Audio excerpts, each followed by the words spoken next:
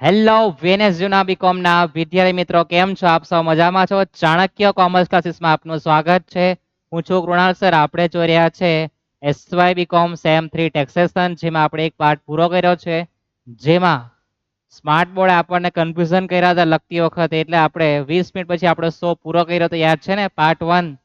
હવે પાર્ટ 2 માં આપણે 1 કલાકનો પૂરેપૂરો શો જોવાના છે, જેમાં દરેક દાખલાઓ છે એન્ટિક પીસ છે, જેમાં આપણે કન્સેપ્ટ ક્લિયર કરવાના છે. બધા જ દાખલા આપણે જોવાના છે. આપણે દરેકની ચર્ચા કરી ગયા છે. પહેલો દાખલો પણ આપણો ગણાઈ ગયો છે, યાદ છે ને, ગગલાણી, યાદ છે. હવે આપણે આગળ જવાના છે. દાખલા નંબર 8. દરેક દાખલામાં એન્ટિક પીસ આવવાનું છે. જે એન્ટિક પીસ આવે તમારે સમજવાનું છે. જે પણ નોંધ લખવા જેવી છે એ નોંધ પણ તમારે લખી લેવી. હવે વાંચો રકમને. પહેલા તો રકમ વાંચવી, વાંચ્યા બાદ ક્યાંથી શુભ મુહૂર્ત કરવાનું એ પણ મારે તમને શીખવાનું છે, યાદ છે ને. જોયો દાખલો. શ્રી સમીર દલાલ તેમની માલિકી હેઠળનું મકાન 15મી ઓક્ટોબર 24 ના રોજ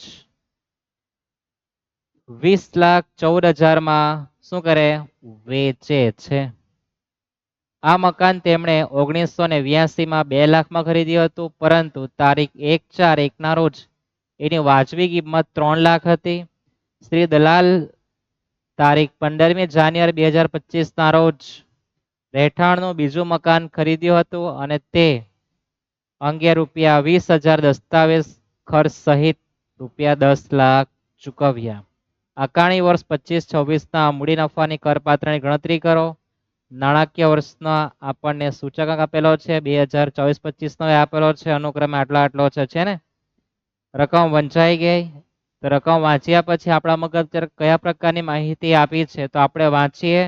તો એ હતું કે દાખલામાં કોઈ મકાન છે આપણું, જે આપણે આટલામાં વેચેલું છે. 1989 માં આટલી કિંમત હતી. ક્યાં ક્યાં નજર નાખવી એના પર તમારું ખાસ ધ્યાન હોવું જોઈએ. રહેઠાણનું મકાન હતું એ વેચે છે.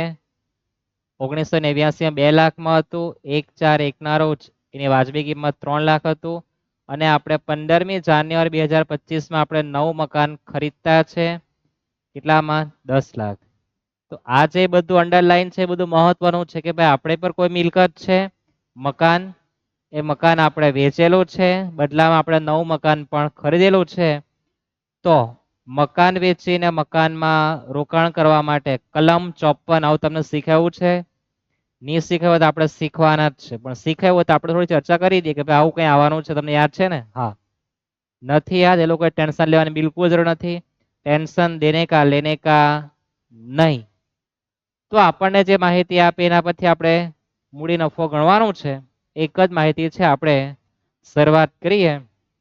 ટૂંકો દાખલો છે. ઉપર સૂચના આપી દેવાનું. મૂડી નફો દર્શાવતું પત્રક અથવા મૂડી નફો દર્શાવતું પત્રક અથવા મૂડી નફાની ગણતરી આવું પણ તમે લખી શકો. બરાબર, બે ભાગમાં પિક્ચર શરૂઆત કરી દેવાનું. વિગત, રકમ. આકારણી વર્ષ, પાછલું વર્ષ લખવાની કોઈ જરૂર નથી. ક્યારે? ટૂંકો દાખલો હોય ત્યારે. સૌપ્રથમ મિલકત.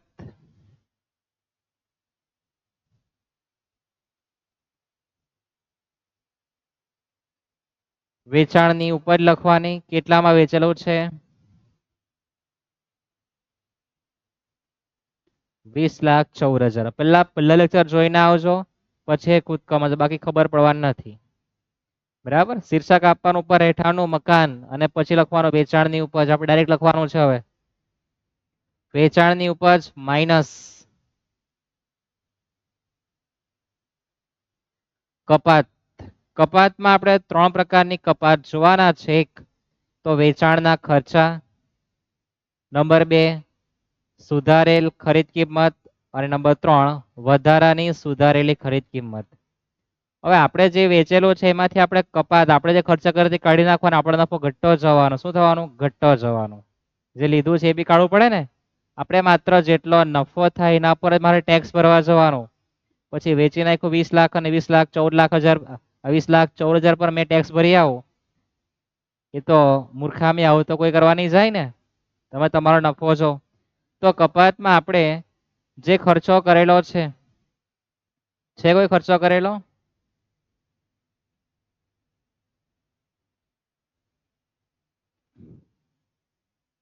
આપણે જે ખર્ચો કર્યો છે વસ્તુ છે ત્યારે ફેરબદલી ખર્ચ, વેલ્યુએશન ખર્ચ, દલાલી ખર્ચ એવું કંઈ આપેલું છે આપણને દાખલામાં? નથી આપ્યું ને. દલાલ એ તો નામ છે, શ્રી સમીર દલાલ એ તો નામ છે. તો વેચાણના કોઈ ખર્ચા આપણને આપેલા નથી. નંબર 2, સુધારેલ પડતર. સુધારેલ પડતર જો મારે ગણવી હોય તો શું યાદ રાખવાનું? યાદ રાખજો. આ શું યાદ રાખવું?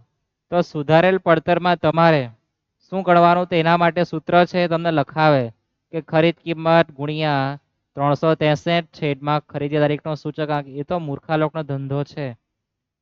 સુધારેલ પડતર એટલે કે સુધારેલ તમારી ખરીદ કિંમતની પડતર તમે જ્યારે ખરીદ્યો હતું અને આજની તારીખમાં તેની શું કિંમત થાય એના માટે સુધારેલ પડતર ગણવામાં આવે. શાના માટે? આજની તારીખમાંની કિંમત કેટલી થાય, બરાબર ને, એના માટે ગણવું પડે. પણ તમે તો ગોખણ પટ્ટી કરે. હવે સુધારેલ પડતર તમે ખરીદેલું ક્યારે છે? જો 1989માં. કેટલામાં છે? 2 લાખમાં.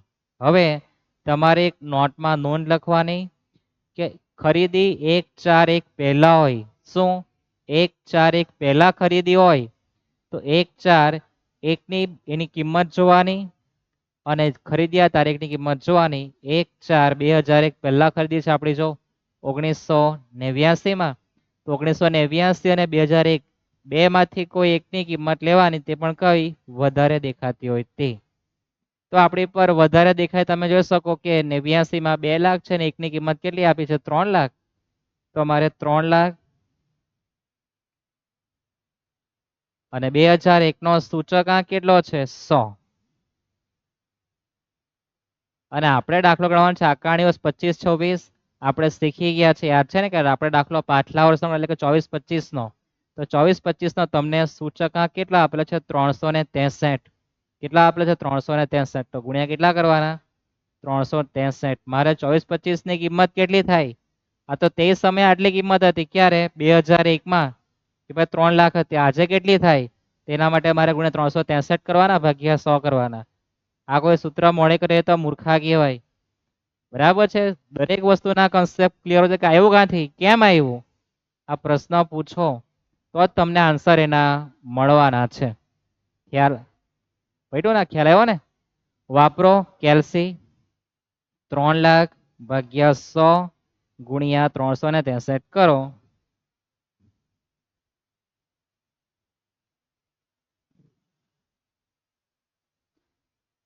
તો 10,89,000 તમારે માઇનસ કરવાના. ત્યાર પછી 1/4/2001 પછી જો કોઈ આ મિલકત પાછળ ખર્ચો કર્યો હોય તો તમારે વધારાની સુધારેલી પડતર ગણવાની. શું ગણવાનું?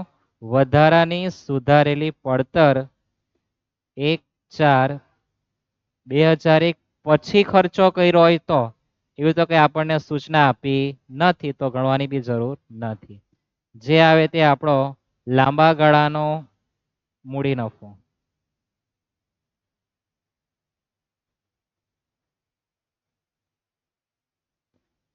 20,14,000 માઇનસ 10,89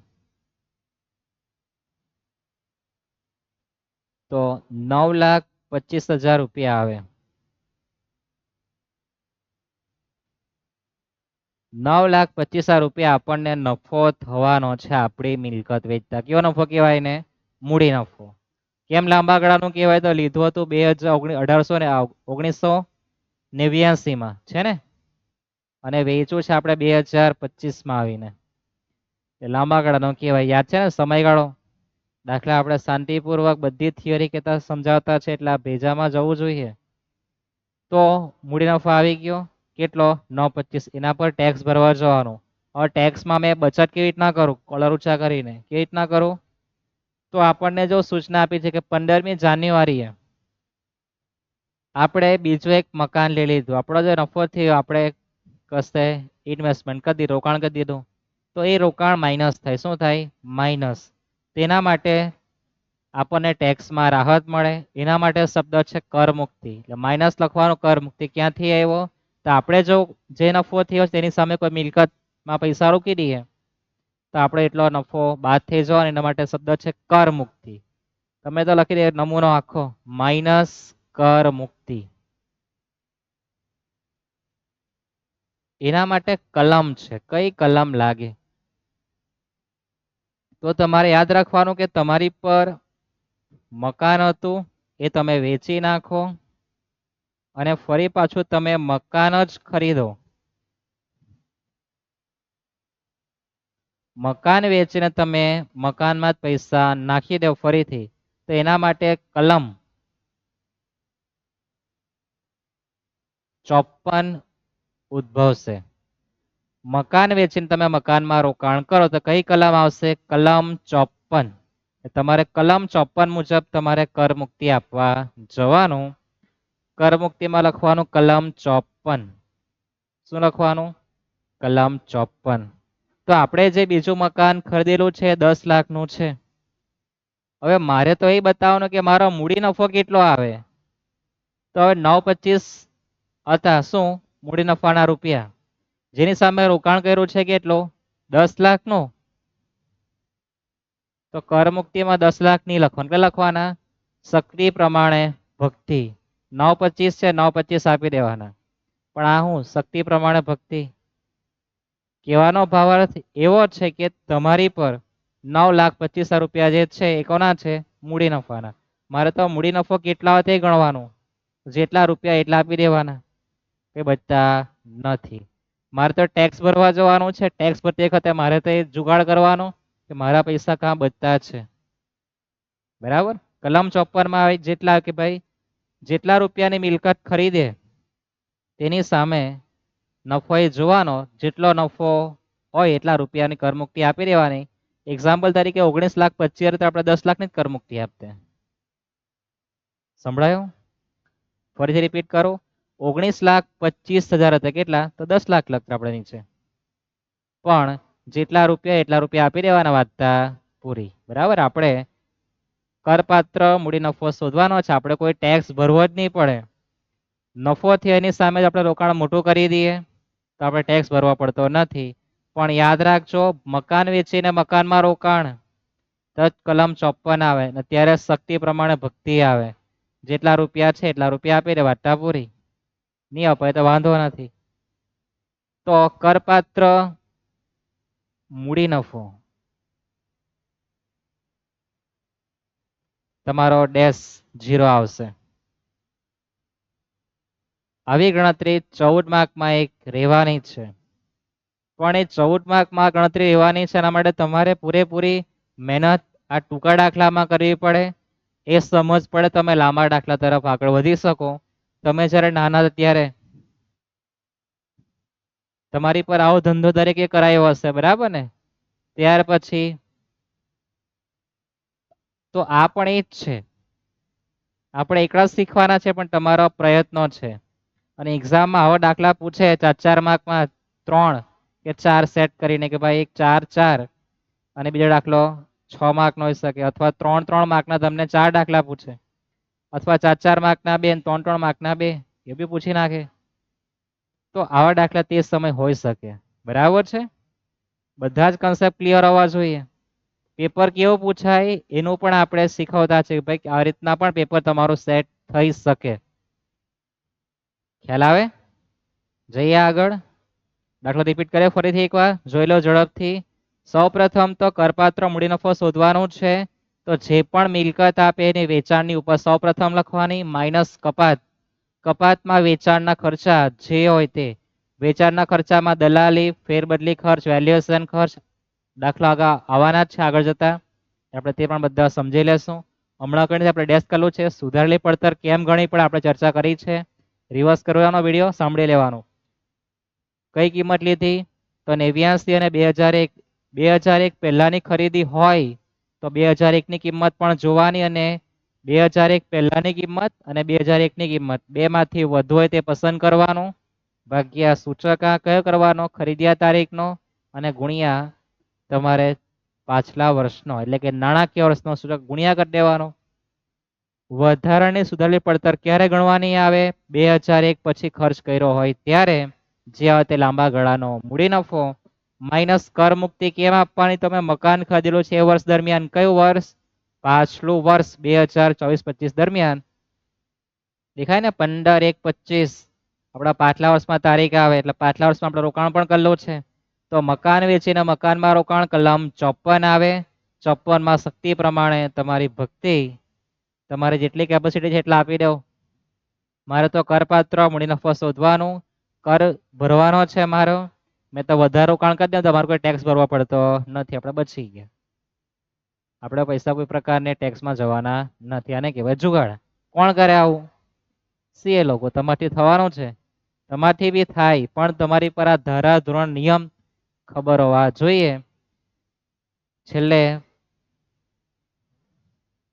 પૂર્ણ પિક્ચર જઈએ આગળ. છેલ્લે કઈ નહીં હવે વાંચીએ બીજો દાખલો. દરેક દાખલામાં એન્ટિક પીસ આવવાનું છે, બિલકુલ ભાગતા નહીં. જેટલું સમજશો કેવી રીતના લખવાનું છે, લખવાનું જ મહત્વનું છે. સ્ટ્રક્ચર તો તેનું તે જ રહેવાનું કે ભાઈ વેચાણની ઉપર લખો, કપાત લખો, બાદ કરો, કરમુક્તિ આપો, હોય તો વાર્તા પૂરી. પણ અહીંયા વાંચીને ત્યાં લખવાનું મહત્વનું છે. વેચાણ એ બધાને જ આવડી જાય, લખીને તૈયાર આપેલું હોય, પણ એના સિવાય જે કપાત છે અને કરમુક્તિ છે એના માટે આપણે દાખલો ખાસ ગણતા છે. વાંચો.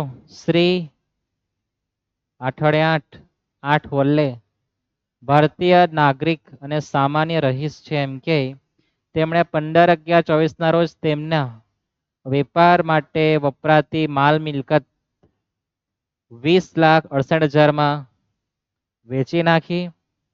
તે અંગે 40,000 વેલ્યુએશન ખર્ચ એટલે કે આપણે વેચાણ ખર્ચા કર્યા. વેચવા માટે આપણે જે ખર્ચા કર્યા એમાં આપણે કાગળ દસ્તાવેજ બધું કર્યો હશે એની પણ ખર્ચો થાય ને. હા, વેપાર માટે વપરાતી મકાન મિલકત આપણે 88-89 ઉચકી લાવેલા એમ કે 2,50,000. પરંતુ તારીખ 1/4/21 ની વ્યાજબી કિંમત પણ આપી. આપણા ક્યાં કામ લાગે? દાખલા આપણે કણે યાદ છે ને, 1/4/2001 પહેલા ખરીદી હોય તો એ ખરીદ કિંમત અને એની વાજબી બજાર કિંમત બેમાંથી જે વધુ હોય તે પસંદ કરવાની. ક્યાં? વધારાની સુધારેલી પડતર ગણવા માટે. પછી છે કે ભાઈ 10/2/15 રોજ rural electrification corporation limited RECL તમને ટૂંકમાં લખાયું હોય તો, એમાં 5 વર્ષીય બોન્ડમાં 5 લાખ રૂપિયા રોકાણ કર્યું છે. આકારણી વર્ષ આને હોય એટલે આકારણી વર્ષ 25-26 માટે મૂડી નફાની ગણતરી કરો. નીચે તમને સૂચકાંક પણ આપેલા છે. આ વખતે આપણે પૈસા મિલકત વેચીને બોન્ડમાં રોકાણ કર્યું છે, તેના માટે અલગ કલમ આવે. તમે જો મહાભારતની સિરિયલ જોઈ હોય અને તમે જો એમાં શકુની મામાને સાંભળ્યા હોય તો, કે ભાઈ યુદ્ધમાં જે રણનીતિ ઘડાય તે પહેલા ક્યાં ઘડાય? દરેકને ખ્યાલ છે ને? હા, તો એ જ રકમ અહીંયા છે, પણ તમારું કેલ્ક્યુલેશન અહીંથી જ ચાલવું જોઈએ રકમ વાંચવાની સાથે.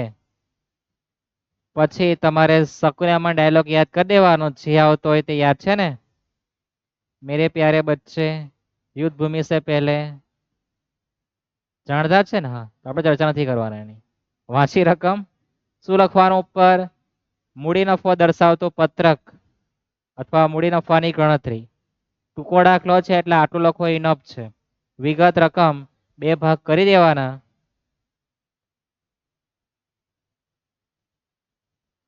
સૌ પ્રથમ લખવાનું વેચાણની ઉપજ. એક જ વસ્તુ આપણે વેચતા છે એટલે આપણે નામ લખતા નથી. મોટા દાખલા આપણે બધું લખવાના છે. વેચાણની ઉપજ કેટલા વેચવું છે? તો આપણે વાંચ્યું હતું કેટલા વેચવું છે? 20,68,000 માઇનસ કપાત. કપાતમાં નંબર 1 વેચાણના ખર્ચા, જેમાં આપણને વેલ્યુએશન ખર્ચા કેટલા આપેલા છે? 40,000. કપાત માઇનસ થાય રકમ પણ ક્યાં લખવાની? કૌંસમાં. ત્યાર પછી નંબર 2 સુધારેલી પડતર. સુધારેલી પડતર શાના માટે ગણવામાં? નફો આપણે ઓછો બતાવવાનો એના માટે.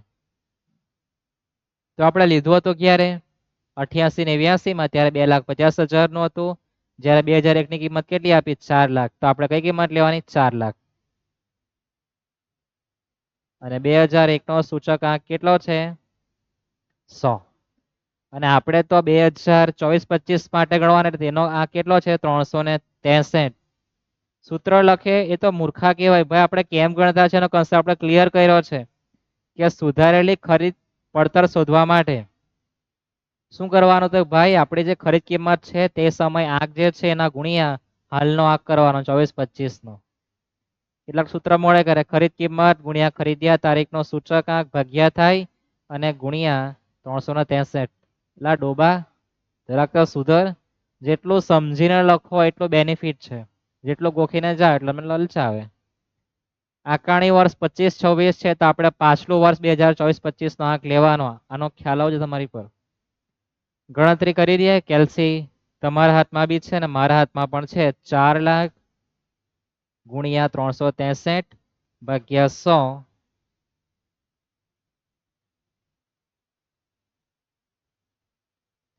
14,52,000 આવવાના છે એમ કે.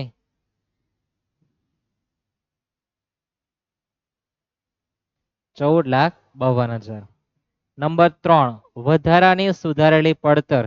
તો ક્યારે ગણવાની? તો વધારાનો ખર્ચ 2001 પછી કર્યો હોય ત્યારે કોની પાછળ? આપણી જે મકાન મિલકત છે એનો ખર્ચો છે કોઈ કરેલો?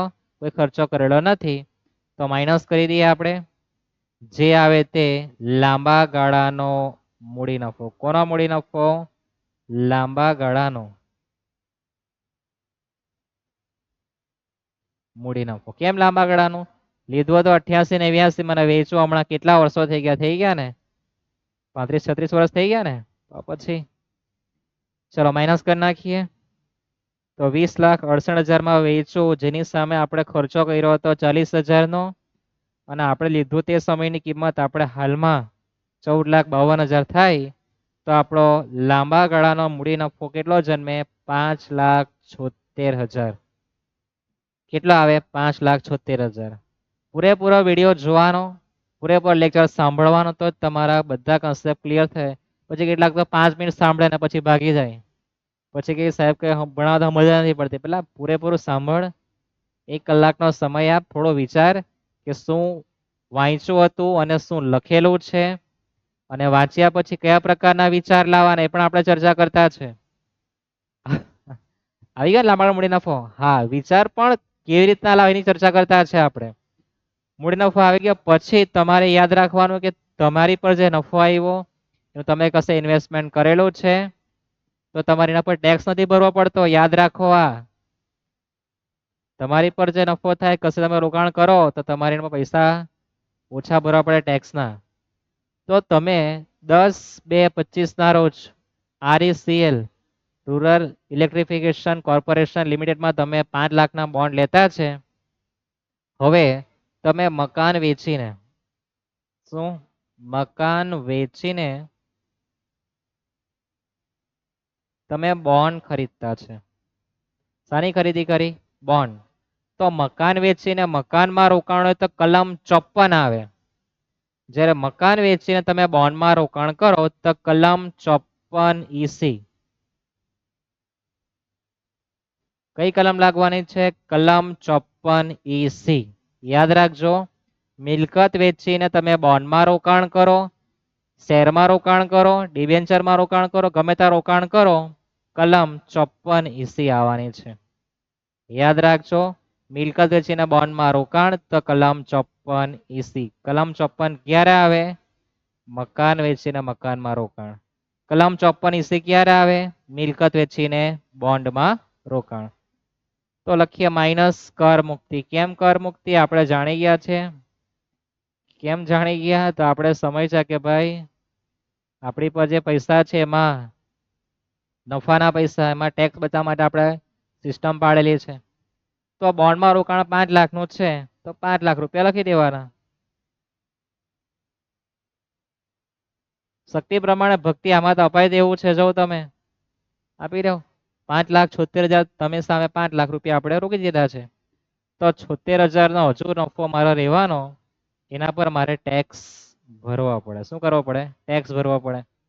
તો આપણો શું કહેવાય? કરપાત્ર મૂડી નફો. શબ્દ મારા ખિસ્સામાં જ લાવતો, આપણે આટલા પર ટેક્સ ભરવો પડે. ટેક્સ એટલે કર, એટલે આટલા કરપાત્ર મૂડી નફો કહેવાય. કલમ 54 મુજબ. ખ્યાલ આવે?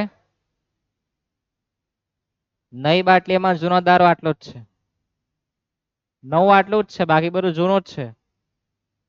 કલમ 54 ક્યારે આવે? મિલકત વેચીને બોન્ડમાં રોકાણ. બાકી તમે જો વેચાણની ઉપજ, વેચાણના ખર્ચા, સુધારેલી પડતર, તેનું તે જ છે. આપણે કઈ નવું લાવ્યા જ નથી. એમાં ચેન્જીસ એટલો આવેલો છે કે મિલકત વેચીને બોન્ડમાં રોકાણ, કલમ 54 લગાડવાનું. 5,76,000 ની સામે 5 લાખ રૂપિયા આપી દેવાના છે, એટલા રોકાણ કરે બધું લખી દેવાનું. 5,76,000 ની જગ્યાએ ઓછી રકમ આવતી કે વધારે આવતી 6 લાખ, તો આપણે તે પ્રમાણે કિંમત મૂકતે. એવું તો કઈ આપ્યું જ નથી. બરાબર છે. જઈએ આગળ. નવો લાવીએ દાખલો.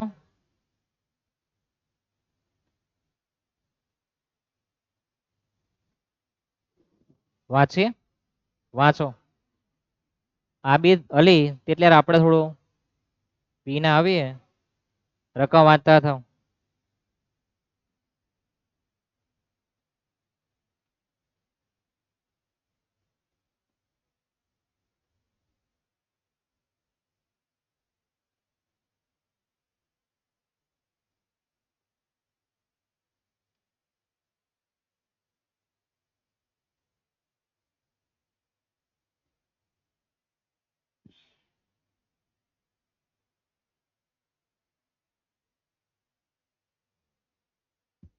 વાંચી રકમ. શું કીધું છે? આબિદ અલી 2003-04 માં બિચારાએ શું કરેલું છે? કઈ સેટિંગ કરેલું છે, કેવું તે ખબર નથી. તો 2003 માં રહેઠાણનું મકાન હતું. 26/12/24 ના રોજ એને વેચી માર્યું. એમ કે કેટલામાં? 4,55,00,000. આંકડા વાંચતા આવડે ને? 4,55,000 માં કેટલા? 4,55,000. 4 કરોડ છે. વાંચવાનો તમારી કેપેસિટી આટલી જ છે, લાખમાં વાંચશે. આ તમારે શીખવાનું. 4 કરોડ છે. 4,55,00,000. દેખાય ને દરેક ને? ખાસ નજર હોવી જોઈએ. આંકડા કરોડમાં પણ આવે, એટલે તમે લાખમાં બધું ગણ્યા કરે, કરોડમાં પણ આંકડા આવવાના છે. તો 4,55,00,000 વેચવું છે, જેની મકાનની સૂચક આંકની તમારી પડતર કિંમત 89 લાખ આપી જ છે. ટ્રાન્સપોર્ટ ને લગતા ખર્ચા, એટલે કે તમારા વેચાણના ખર્ચા, બરાબર, ટ્રાન્સફર જે કર્યું છે એના ખર્ચા આપણને આપેલા જ છે. કર મુક્તિનો લાભ મેળવવા માટે ટેક્સ ભરવામાં શું જુગાડ કરે તેની માહિતી આપી. વાંચો. અલગ અલગ કલમ હેઠળ કરેલ રોકાણ નીચે મુજબ છે. એમ કે વાંચો. નંબર 1, 25/2/25 ના રોજ શું કરે? તો ભાઈ એક મકાન લે લે. એમ કે શું વેચવું? મકાન. અને મકાનના પૈસા લખી આવો. કલમ 54 ભેજામાં આવી જવું જોઈએ. આવી ગયું ને? પછી 3/3/25 10/6/25 ના રોજ બે વખત શું કર્યું છે ભાઈ? 33 લાખ અને 30 લાખ 5 વર્ષીય NH national highway authority of India માં રોકાણ કર્યું. મકાન વેચી માર્યું અને થોડા ઘણા પૈસા બોન્ડમાં રોક્યા. કઈ કલમ આવે? 54 એટલે ટૂંકમાં બંને કલમ આપી છે. દાખલો તમને સમજ પડે માટે બંને દાખલા આપી લીધા છે, કલમ 54 અને 54 પછી કાઉન્સમાં કીધું છે કે જે કલમ 54 હેઠળનું રોકાણ હતું. એટલે આટલું વાંચીને આપણા મગજમાં હતું કે આટલું જ છે, પણ આગળ સૂચના આપી કલમ 54E છે ને, તેમાં કલમ 54 લખાશે નહીં, કલમ 54EE. કલમ 54EE એવું કે ભાઈ 50 લાખથી રોકાણ વધારે કરી શકાતું નથી. બરાબર, આ મારો કાયદો છે. એમ કે જોઈએ તો હવે જે આવે તે, પણ તમારે હસ્તે નોંધ લખી દેવાની. કલમ 54EE શું કે ભાઈ મેં તો લિમિટ વાળો માણસ છું, 50 લાખથી વધારે રોકાણ મારી કેપેસિટીમાં આવતું નથી. 50 લાખથી વધારે રોકાણ તું નહીં કરી શકે. આવું કલમ 54 કહેતું છે. મેં કે તમે નહીં. આકારણી વર્ષ 25-26 માટે કરપાત્ર મૂડી નફો ગણવાનો છે. ટૂંકો દાખલો છે. વિગત રકમ લખવાની જવાબદારી તમારી. મારું કામ તો એક જ કામ. શું કામ છે?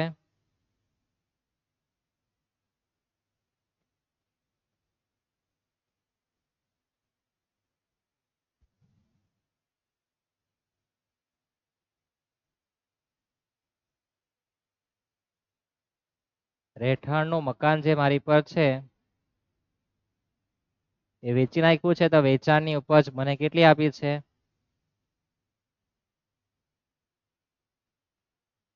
4,55,00,000. આટલો વખત તમને અડધો માર્ક તો આપવાના જ છે. ના આવી તમને 4-5 એન્ટ્રી પૂછે દાખલો પૂરો 14 માર્કનો. ત્યાર પછી કપાત. કપાતમાં નંબર 1 વેચાણના ખર્ચા.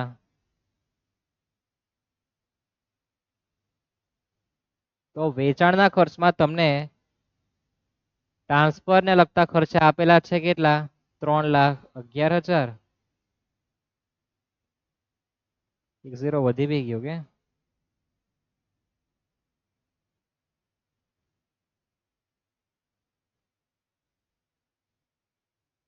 અને કપાતના રૂપિયા કાઉન્સમાં લખવાના. નંબર 2 સુધારેલ પડતર. એ પણ તમને આ વખતે તૈયાર આપી. નાના દાખલા બહુ ઘડામણ નહીં આપે. એ પણ યાદ રાખો. સુધારેલી પડતર તમને આપી છે કેટલી? 89 લાખ.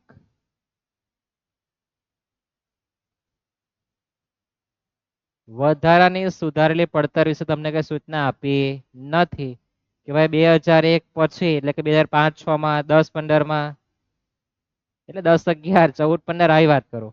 સૂચના આપી કે ભાઈ આટલા રૂપિયાનો ખર્ચો કર્યો, બાંધકામ કર્યું, કઈ સૂચના આપી નથી, તો વધારાની સુધારેલી પડતર પણ આવશે નહીં. હવે જે આવે તે લાંબા ગાળાનો મૂડી નફો.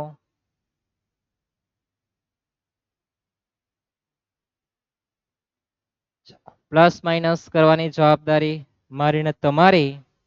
વાપરીએ આપણે કેલ્સી. 4,55,00,000. એમાંથી -3,11,000 -89 લાખ. તો મારી પર રૂપિયા રહેવાના છે 3,62,89,000 નો પૂછડું લાગેલું છે. 3,62,89,000. એમાંથી માઇનસ કર મુક્તિ.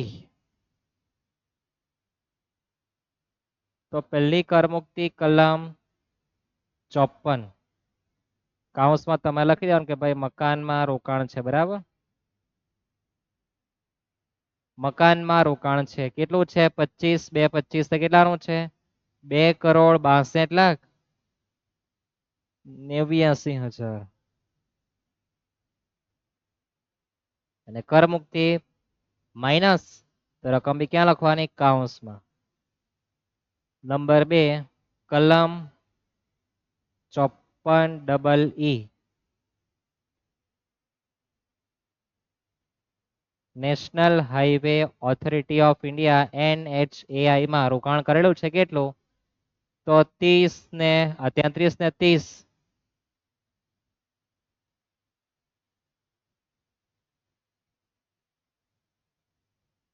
જલેબી ભાષામાં લખેલું છે 33 ને 30 કેટલા થાય? 63. પણ આપણું શીખી ગયા કે ભાઈ કલમ 54EE 50 લાખથી ઉપર તમે કરમુક્તિ આપી શકો નહીં. આ પોતાનો નિયમ છે. તો ભાઈ આપણે આ થવાનો છે 63 લાખ. તો 63 લાખની કરમુક્તિ મારે બહાર આપવા જવાતી નથી. કેટલી આપવી પડે? માત્ર 50 લાખની જ. કેટલા લાખની? 50 લાખની. યાદ રાખજો આ જે આવે તે કરપાત્ર મૂડી નફો. મહત્વનો પોઈન્ટ છે. એક્ઝામમાં દાખલો હોઈ શકે 2 માર્કનો. 14 માર્કમાં આવે તમારા લોકો માટે વેલ એન્ડ ગુડ કહેવાય. તો 7 માર્ક દાખલા મારી રીતના આવી શકે છે. અંદર એકાદ એન્ટ્રી વધારે આપે અથવા તમને સુધારેલી પડતર ગણવા આપી દે. આવું કોઈ પણ પ્રકારનું ચેન્જીસ હોઈ શકે. આવે પછી આપણે કહેતા જ છે ને. કરી દે પ્લસ માઇનસ 3,62,89. 3,62,89,89 વંચાય દરેક ને માઇનસ 2,62,89,89. સીધે કરોડ રહેવાના, એમાંથી બીજું 50 લાખ નું પિક્ચર પટી ગયું તો રહેવાના કેટલા 50 લાખ. તો 50 લાખ રૂપિયા આપણો કરપાત્ર મૂડી નફો આવવાનો છે. કેટલા આવે? 50 લાખ. ખ્યાલ આવે? ટૂંકમાં એક જ ઘરમાં બંને કરમુક્તિ પણ આપી શકાય, એવું નહીં કે એક જ આવે દર વખતે, બંને પણ આવી શકે. તો આપણું કલમ 54, 54EC, કલમ 54EE બધાના આપણા કન્સેપ્ટ ક્લિયર થયા છે. તમે જોઈ શકો કે ભાઈ મૂડી નફો ત્યાં સુધી બધા પિક્ચર સેમ રહે. વેચાણની ઉપજ, વેચાણના ખર્ચા, સુધારેલી પડતર. નીચે કરમુક્તિ માટે તમને થોડું યાદ રહેવું જોઈએ. નવું કઈ જે પણ આવે તે બધી ચર્ચા કરતા જ છે. અને આવી તમારી 4-5 એન્ટ્રી ભેગી થાય, રહેઠાણનું મકાન, ઝવેરાત, સોનું ચાંદી, ડિબેન્ચર, અંગત, મોટર કાર, આ બધું ભેગું થાય એટલે તમારો 14 માર્ક દાખલો પૂરો થઈ જવાનો છે. કઈ નવું નથી આવતું, પણ કન્સેપ્ટ ક્લિયર હોવા જોઈએ. આંકડા બદલાવાના છે, વર્ષ પણ બદલાવાના છે, ગણતરી આ પ્રમાણે જ રહેવાની છે. એવું નહીં કે પહેલા કરમુક્તિ આવે ને પછી કપાત, એવું નહીં આવે. બરાબર, સ્ટેપ આ રીતના રહેવાના છે કે વેચાણની ઉપજમાં કપાત બાદ કરો, જે આવે તે લાંબા ગાળાનો મૂડી નફો, અને પછી તમારે કરમુક્તિ આપવા જવાનું. ત્યાર પછી આપણે આગળ દાખલો જે ઉદાહરણ નંબર 18 નો છે. ભાઈ જનક કુમાર, દાખલો બહુ મોટો હતો, આ વર્ષે બુકમાં કટ કરીને આપી દીધો કે ભાઈ આટલું જ લે, ઇનફ છે. એ દાખલો 60 માર્કમાં આવી શકે. વાંચો તો આકારણી વર્ષ 25-26 માં તમારે કરપાત્ર મૂડી નફો ગણવાનું છે. નાણાકીય વર્ષ તમને આપેલું છે ને સૂચક પણ આપેલું, આપણને યાદ પણ છે જ. આપણે 1/1/1988 માં 3 લાખની મિલકત લીધી હતી. કઈ? અંગત રહેઠાણની. આવો વાંચતા શીખવાનું. બરાબર, ખોખામાં તમને લખીને આપી દે કે વેચાણની કિંમત આ, ફેરબદલી ખર્ચા આટલા આટલા. પણ તમે 1/1/1988 માં 3 લાખ રૂપિયાની અંગત રહેઠાણની મિલકત ખરીદી છે. આવું કહેવા માંગે જે તમે વેચી છે 52,95,000 માં. શું? અંગત રહેઠાણનું મકાન. ફેરબદલી ખર્ચા 23,000 છે. સૂચક 100 આપેલો છે. 1/9/5 14,04,000 ની તમે ઝવેરાત ખરીદી છે. આવું વાંચતા શીખવું પડે. જે વેચવું છે તે 43,60,100 માં. ફેરબદલી ખર્ચા આટલા છે. સૂચક આટલા આપેલો છે. 1/1/24 તમે મિલકત ખરીદે છે, રહેઠાણનું મકાન 8,76,000 માં. આ શું છે? તમારું અંગત રહેઠાણનું મકાન. તમે નવું મકાન લીધું છે. જો મકાન વેચીને મકાનમાં રોકાણ કલમ 54 આવે, અને એ જે મકાન આપે એમાં કઈ તમને વેચાણ કિંમત આપી નથી આપી ને, એટલે કલમ 54 નો ઉલ્લેખ કરે આવું તમારે સમજવાનું છે. વાંચતા જાવ રકમ, હું જે કહેતો જાવ તે સાંભળતા સમજવાનું મહત્વનું છે. જે મિલકતની વેચાણ તારીખ નથી આપી, વેચાણ કિંમત નથી આપી, તારીખ જો 1/1/24 માં આવી જાય ને, હા તો એટલે આપણે એ કરમુક્તિમાં નાખવાનું. હવે નાણાકીય વર્ષ તમને એવું થાય કે સાહેબ 1/4/24 થી શરૂઆત થાય, 31/3/25 દાંડિયા દોલ થઈ જાવ કે ને, તો આ તો 1/1/24 નું છે. આપણું નાણાકીય વર્ષ પહેલા આપણે રોકેલું છે, બરાબર ને, એ પણ જોવાનું. ચાલી જશે, વાંધો જ નહીં આવે. કેમ ચાલી જાય? તેના માટે પૂરેપૂરા નિયમ છે, વાંચો. બરાબર, ટેક્સ્ટબુક ના બાના ફેરવણ પછી આપણે લડત માટે આવશું. એટલે મિલકત વેચીને મિલકતમાં રોકાણ કલમ 54 આવવાનો છે.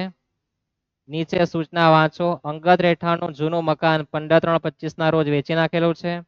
અંગત રહેઠાણના મકાનમાં તથા ઝવેરાતની તમને 1/4/1 ની કિંમત આટલી આટલી આપી, 12 લાખ ને 12,50, અને 1/4/2001 નો આંક પણ તમને આપેલો છે.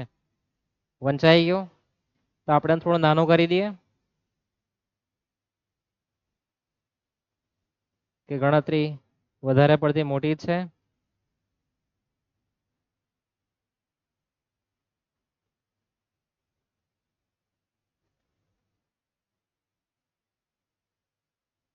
बच्चे साइड पे हो जा.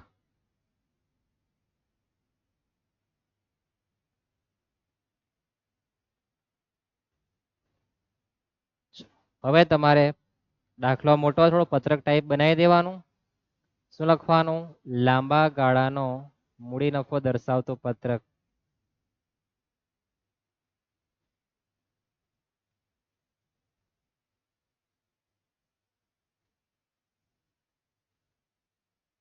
કેમ લાંબા ગાળાનો? તો જો બંને મિલકતમાં સમયગાળો લાંબો છે એટલે આપણે લાંબા ગાળાનો મૂડી નફો લખેલો છે. બાકી તમારે ટૂંકમાં એટલું લખવાનું, મૂડી નફો દર્શાવતું પત્રક. સંભળાયું? શું લખવાનું? માત્ર મૂડી નફો દર્શાવતું પત્રક. ઝડપથી તો હું બોલી જાઉં પણ તમને સંભળાવવું બી જોઈએ ને, સમજાવવું જોઈએ ને. હા, એટલે આપણે ધીમી ગતિએ ચાલતા છે. બરાબર. લાંબા ગાળાનો મૂડી નફો કેમ લખ્યું છે? બંને મિલકત ખરીદ્યા પછીનો સમયગાળો અને વેચ્યા વચ્ચેનો સમયગાળો તમે જો 3 વર્ષ કરતા વધારે છે. વિગત રકમ અહીંયા તમારું નાણાકીય વર્ષ, તમે જેને પાછલું વર્ષ કહેવું તે, અને આ તમારું આકારણી વર્ષ 2025-26. વિગત અને રકમના 2 ખાના બનાવતો હોય અને એક જ બનાવતો હોય, તમારી ઈચ્છા. થઈ ગયું છે આટલું? હવે આપણે વાંચતા જઈએ ને લખતા જઈએ. તો સૌપ્રથમ આપણી જે મિલકત છે પહેલી કઈ છે? તો અંગત રહેઠાણનું મકાન છે. એની મારે વેચાણની ઉપજ લખવાની. સમજાય આટલું? અંગત રહેઠાણનું મકાન આવું ટાઇટલ આપવાનું, નીચે લખવાનું વેચાણની ઉપજ. 14 માર્કમાં આવો દાખલો રહેવાનો જ છે. આપણી પર અહીંયા 2 જ મિલકત છે, એની જગ્યાએ આપણી પર 5 મિલકત આવી શકે, એનાથી વિશેષ કઈ નહીં આવે. તો વેચાણની ઉપજ તમને આપી જ છે, તમે જોઈ શકો છો કેટલી છે વેચાણની ઉપજ, દેખાય દરેકને? 52,95,000 કે 95? 52,95,000.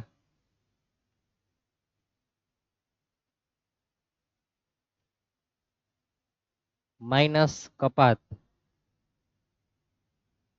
કપાતમાં નંબર 1 વેચાણના ખર્ચા કયા કયા આવે? તો ફેરબદલી ખર્ચ, વેલ્યુએશન ખર્ચ, ફેરબદલી ખર્ચા ગમે તે શબ્દનો ઉલ્લેખ હોઈ શકે. ફેરબદલી ખર્ચ કેટલા આપ્યા? 23,000. તો તમારી રકમ પહેલા ખાનામાં લખી દેવાની, એટલે કે આપણી કપાત જે પણ આવે એ આપણે ભેગી બહાર લખવાના છે. પછી નંબર 2 સુધારેલી પડતર, કે ભાઈ હાલમાં એની ખરીદ કિંમત કેટલી હોઈ શકે? તો એના માટે આપણે જોયું હતું કે ભાઈ લીધું હતું 1988માં, તો 2001 પહેલા આપણે ઉચકી લાવેલા હતા, તો 2001 ની કિંમત પણ જોવી પડે. આવું આપણા ભેજામાંથી નીકળવું જોઈએ. તારીખ જોયા પછી ખરીદ્યા તારીખ 1988 છે, તો આપણા મગજમાં યાદ આવવું છે કે ભાઈ 1/4 પહેલાની ખરીદી છે, તો મારે 1988 અને 2001 બે માંથી જે પણ કિંમત વધારે તે મારે પસંદ કરવાની. આવું યાદ આવવું જોઈએ. તો આપણને વેચેલ અંગત રહેઠાણનું મકાન 1/4 ની કિંમત કેટલી આપી છે? 12 લાખ. અને આ કેટલી છે? 3 લાખ. વધારે કઈ છે? 12 લાખ. તો મારે 12 લાખ અને 2001 નો સૂચકાંક કેટલો છે? 100.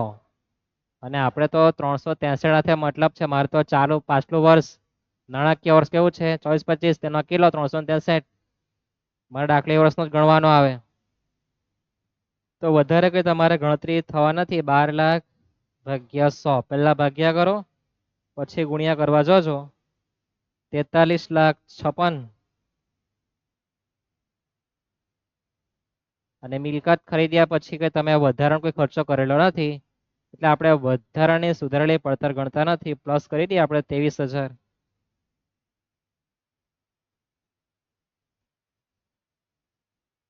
તો આપણે કુલ કપાત બહાર આવે 43,79,000. બાદ કરી દઈએ, જે આવે તે કેવો? લાંબા ગાળાનો મૂડી નફો. માઇનસ કરી દઈએ 52,95,000 માઇનસ 43,79,000, તો 9,16,000 રૂપિયા આપણો લાંબા ગાળાનો મૂડી નફો આવે. રોકાણની વાત કરીએ તો આપણે 1/1/24 આપણે 8,76,000 નું નવું મકાન લીધું છે. તો કઈ કલમ આવે? તો માઇનસ કર મુક્તિ. શું? कर मुक्ति कलम कौन सी वाली? 54 वाली. કેટલા 9 લીધો છે આપણે? 876.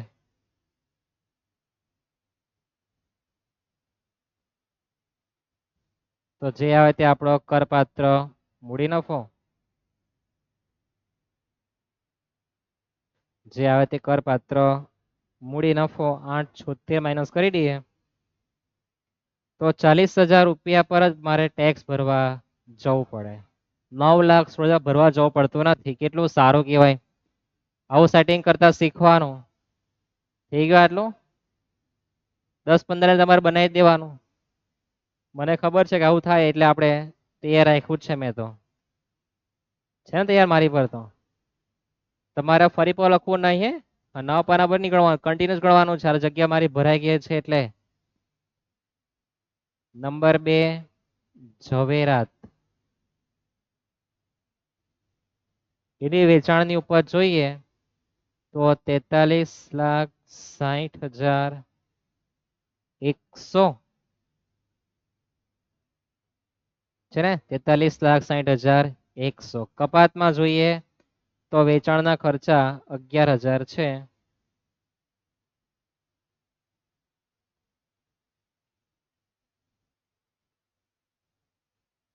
વેચાણના ખર્ચા 11,000.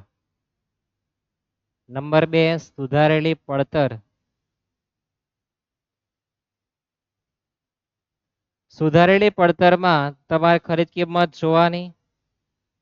તો ખરીદ કિંમત આપી 14,04,000 ગુણ્યા 363 ભાગ્યા 117. આવું જો કરી નાખે તો એ મૂર્ખા કહેવાશે. હા, ઝવેરાતમાં તમારે સુધારેલી પડતર ગણવાની નથી. એને કોઈ લાભ મળતો નથી. કોનો? સૂચકાંકનો. કેટલું સારું કહેવાય. કેમ સારું કહેવાય?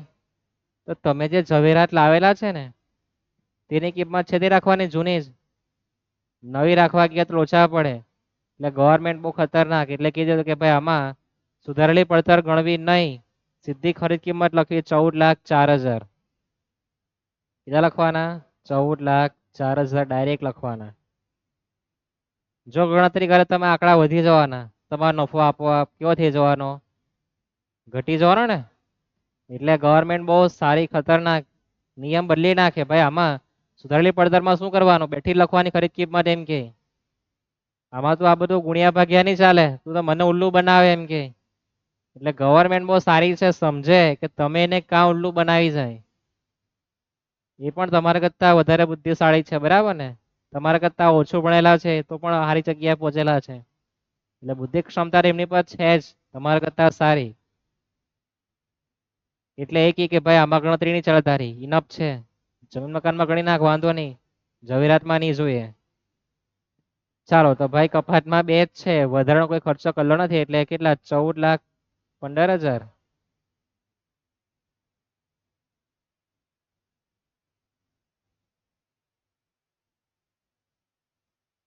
તો કપાત થવાની તમારી 14,15,000.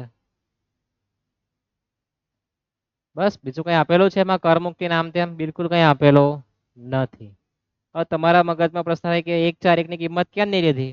તો ભાઈ આપણી ખરીદી 2005 ની છે. ક્યાંની છે? 5 ની. એકાદ તમારે કોઈ લાગતું ઓળખતું નથી. એક ક્યાં લાગે ઓળખે? 2001 પહેલા ખરીદી હોય તો જ. યાદ રહેશે આટલું? જે આવે તે આપણો લાંબા ગાળાનો મૂડી નફો.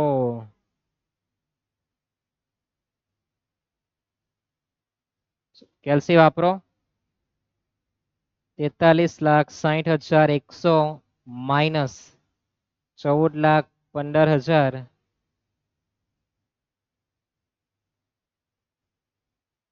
તો 29,45,100 નો તમારો નફો થવાનો છે. થઈ ગયો નફો. પછી નીચે લખવાનું, એમાં કોઈ કરમુક્તિ આપેલ નથી. કુલ કરપાત્ર લાંબા ગાળાનો મૂડી નફો એમાં પેલા તમારે 40,000 ઉમેરી દેવાના. તો 29,85,100 રૂપિયા પર તમારે પર ગવર્મેન્ટ ટેક્સ લેવા આવવાની છે. આવું કીધું. થઈ ગયું. આ રીતનું પિક્ચર તમારે સેટ કરવાનું છે. ઝવેરાતમાં કેમ નહીં ગણો યાદ રાખજો. ઝવેરાતમાં સુધારેલી પડતર ગણાતી નથી. તમે જો ગણી કાઢો તો શું થાય તે પણ આપણે જોઈ લઈએ. કે ભાઈ 14,04,000 ગુણ્યા 363 ભાગ્યા 170 કરી દેવું તો 43,56,000 કિંમત થઈ જાય. અને પ્લસ 11,000 અને માઇનસ કરો તમે 43,60,100 તો તમે હાંભા 6,000 રૂપિયા ખોટમાં લખી દે. એટલે ગવર્મેન્ટ બહુ સારી છે. આ બધું નહીં ચલાવી લે ભાઈ તમારે આટલો ટેક્સ ભરવો જ પડે એમ કે. થઈ ગયું. યાદ રહેશે. પછી જે દાખલા જે છે આપણે નેક્સ્ટ લેક્ચરમાં જોવાના છે. 50 મિનિટ ઇનફ છે. કોલેજમાં બી તમારો લેક્ચર 50 મિનિટનો કે 1 કલાકનો જ આવે ને પછી તમે કંટાળી જાઓ. એટલે નેક્સ્ટ લેક્ચરમાં આપણે બાકીના દાખલા જોવાના છે. સબસ્ક્રાઇબ કરવાનું બિલકુલ નહીં ભૂલતા. તમારા મિત્રોને બી વિડીયો મોકલવો. તમારે પૂરેપૂરો જોવાનો જો તમારે બધા કન્સેપ્ટ ક્લિયર કરવા હોય તો. અને કન્સેપ્ટ નહીં ક્લિયર કરો તો ભગાઈને જોવાનું કે પરીક્ષામાં કેટી આવે. કેટી આવે પાછા તમે શોધવા નીકળે કે ભાઈ મટીરિયલ કામ મળે. પાછા તમે અહીંયા આવે તો હમણાં શાંતિપૂર્વક ભણ એટલે પછી તમારે પછતાવાનો વારો નહીં આવે. મળીએ નેક્સ્ટ લેક્ચરમાં. સીતારામ.